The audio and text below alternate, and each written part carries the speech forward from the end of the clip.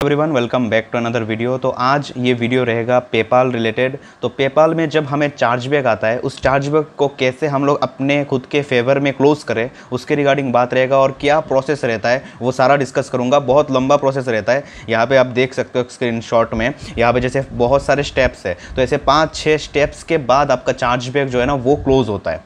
तो कैसे मैंने अभी रिसेंटली एक चार्जबैक को क्लोज किया और आज ही वो क्लोज हुआ है और मेरे फेवर में क्लोज हुआ वो। तो उसका पूरा प्रोसेस का मैंने रिकॉर्डिंग या फिर जो स्क्रीनशॉट है वो मैंने लिया है और सारा चीज़ें आप लोगों को दिखाऊंगा कि प्रॉब्लम कहाँ कहाँ पे आता है और पेपाल क्या क्या डॉक्यूमेंट मांगता है। चलिए बिना किसी टाइम वेस्ट किए वीडियो को अभी शुरू करते हैं। तो इस वीडियो में मैं जिस सर्विस के रिगार्डिंग पेमेंट लिया है पेपाल में, वो अगर कहूँ तो वो एज ए सर्विस नहीं है, वो गुड्स सेलिंग्स है। मतलब मेरा जो ई कॉमर्स स्टोर है उसमें मैंने कोई आइटम सेल किया था, तो उसके ऊपर मुझे ये चार्जबैक आया। तो ये कोई डिजिटल सर्विस नहीं है। तो मैं जो जितना भी प्रूफ्स वगैरह पेपाल के साथ शेयर करूँगा वो ट्रैकिंग डिटेल्स के साथ लिंक्ड रहेगा। तो आपको सीधा सीधा बताता हूँ कि प्रोसेस रहता क्या है। तो सबसे पहले देखिए, मेरे अकाउंट में एक सेल आया पेपाल के थ्रू।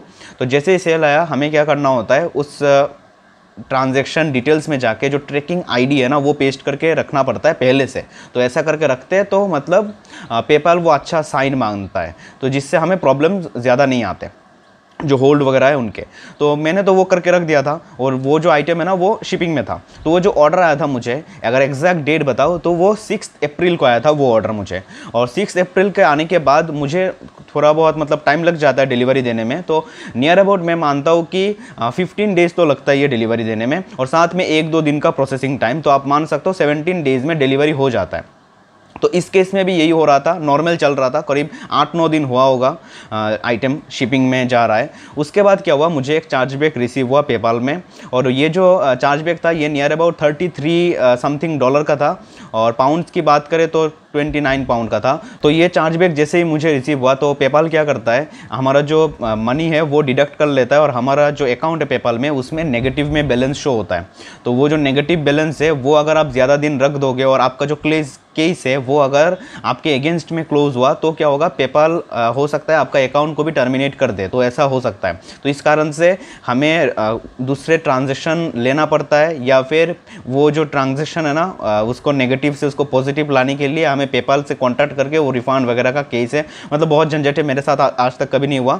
तो मैं आपको ये रिकमेंड करूँगा कि केस अगर आपका क्लोज ना होना तो आप दूसरा कोई ट्रांजेक्शन ले लो पेपाल में, जिससे वो जो नेगेटिव बैलेंस है वो पॉजिटिव में आ जाए, नहीं तो आपका अकाउंट सस्पेंड हो सकता है परमानेंटली।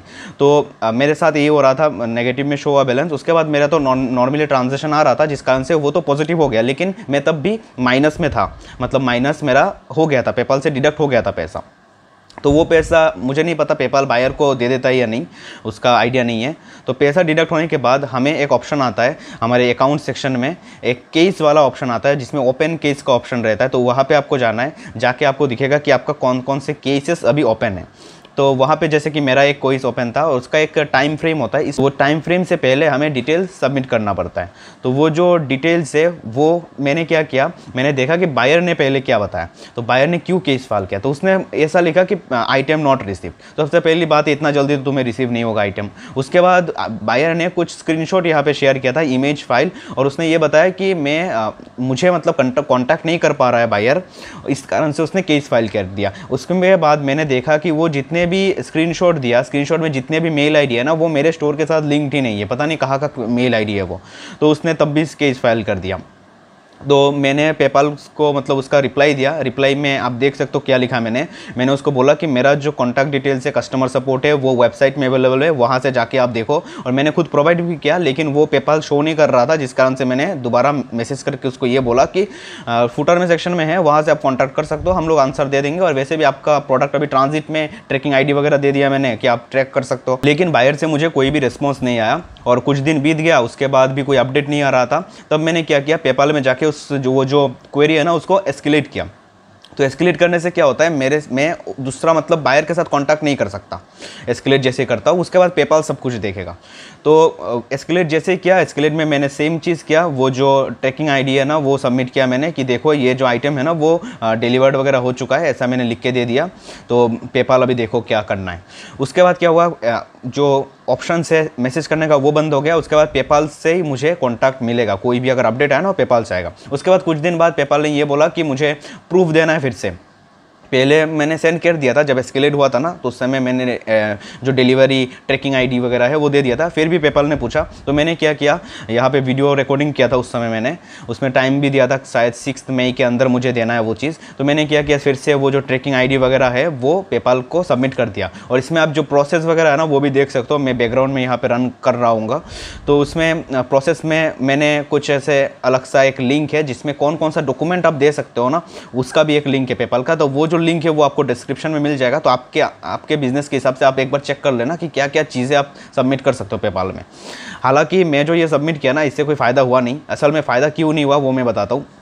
ये मैंने सबमिट कर दिया, उसके कुछ दिन बाद मुझे पेपाल से मेल आया कि आपने जो ये सबमिट किया ना उसमें हम डिलीवरी एड्रेस को कंफर्म नहीं कर पा रहे, क्योंकि मेरा जो ये डिलीवरी का जो ट्रैकिंग आईडी है उसमें डिलीवर्ड किस एड्रेस में हुआ है वो मेंशन नहीं है। आप यहाँ पे देख सकते हो स्क्रीन में, वो मेंशन नहीं है। तो पेपाल भी कैसे कंफर्म करेगा। तो उसके लिए मुझे कॉन्टैक्ट करना पड़ा अभी मेरे ये जो सेलर है ना उसको, सेलर बोल रहा हूँ, सप्लायर जो है उसको। तो सप्लायर को कॉन्टैक्ट किया, सप्लायर ने पता नहीं अलग सा एक फॉर्मेट में मुझे ट्रैकिंग डिटेल्स दिया, उसमें कुछ अलग सा सीन होता है, मैं अभी दिखाऊंगा थोड़ी देर बाद आपको। तो ये जो चीज़ है ना ये मुझे पता नहीं है कि अगर हम लोग दूसरे किसी प्लेटफॉर्म में यूज़ करेंगे, जैसे कि मैंने पिछले वीडियो में मैंने बताया था कि मैंने बहुत सारा मेथड यूज़ किया, Eprolo, CJ drop shipping, SUP drop shipping, private agent, सबको यूज़ किया मैंने। तो मैंने सीजे वाले में देखा नहीं कि उसमें डिलीवरी एड्रेस शो होता है या नहीं, और ये जो एसयूपी वाले में और साथ में जैसे मैंने बताया अभी एप्रिलो, उसमें भी जो ट्रैकिंग जो डिलीवरी एड्रेस है ना वो शो नहीं होता जब डिलीवर्ड वाला वो ट्रैकिंग आईडी आता है। तो उनसे कांटेक्ट करके क्या मुझे ये चीज़ मिलेगा जो अभी मैं दिखाऊंगा आपको, वो मुझे पता नहीं। एक्चुअली मेरा जो ये ऑर्डर था ना ये प्राइवेट एजेंट के थ्रू था, तो प्राइवेट एजेंट से तो मेरा व्हाट्सएप में बात होता था, जिस कारण से मतलब उसको मैंने जैसे ये चीज़ बताया तो उसने क्या किया, एक मुझे लिंक सेंड किया, दूसरा ई से कुछ नाम है उसका, और उस लिंक में जैसे हम लोग वो जो पोस्टल कोड है वो सबमिट करते हैं तो हमें मतलब वो जो फ़ोटो वगैरह आ जाता है, जो कस्टमर ने एक्सेप्ट किया ना उसका फ़ोटो तक आ जाता है, और किसने डिलीवर्ड किया, किस एड्रेस में डिलीवर्ड किया, सब आ जाता है। तो यहाँ पे स्क्रीन में आपको दिखाऊंगा मैं कि क्या किया था मैंने। तो सबसे पहले तो पेपाल में आप देख सकते हो कि मैंने पेपाल को बताया कि ये डिटेल्स है, इसके थ्रू आप चेक करो। और साथ में मैंने एक PDF भी अटैच कर दिया। PDF में मैंने क्या किया, वो जो ओरिजिनल ट्रैकिंग डिटेल्स निकला उसका, जहाँ पे वो फ़ोटो वगैरह आ रहा है ना, उस पेज को PDF में कन्वर्ट करके मैंने यहाँ पे अटैच कर दिया। उसके बाद पेपाल को मैंने बताया कि ऐसे ऐसे करके आप लोग चेक कर लो कि कहाँ पे डिलीवर्ड हुआ है। तो आपको भी मैं करके दिखाता हूँ, जो लिंक है उसमें जाके कि वहाँ पे जैसे हम लोग पहले तो दिखाता है कि ऑर्डर डिलीवर्ड है, उसके बाद जैसे हम लोग ये जो पोस्ट कोड है वो डालते हैं, उसके बाद भी मतलब दिखाता है एक ऑप्शन जहाँ पे फुल डिटेल्स देख सकते हैं। और फुल डिटेल्स में जैसे ही क्लिक करते हैं ना वो सारा डिटेल्स आ जाता है, किसने डिलीवर्ड किया, कहाँ पे डिलीवर्ड किया, और जो डिलीवरी का जो कंफर्मेशन है ना वो भी आ जाता है। तो ये जैसे मैंने सबमिट किया उसके बाद मुझे वेट करना पड़ा। ये सबमिट किया था मैंने 9 मई को, उसके बाद 19 मई को, अभी मतलब आज ही का दिन शायद 19 मई को 18 आवर्स पहले करीब, आज से मतलब एक दिन पहले, मुझे कंफर्मेशन आया पेपाल से कि मेरा जो ये केस है ना मेरे फेवर में क्लोज़ हुआ। तो पेपाल में अगर केस हमें क्लोज़ करना है तो हमें कुछ भी प्रूफ दिखाना पड़ेगा कि हमारा डॉक्यूमेंट मतलब जो हम जो शिपमेंट कर रहे हैं ना वो डिलीवर्ड हुआ है सही से।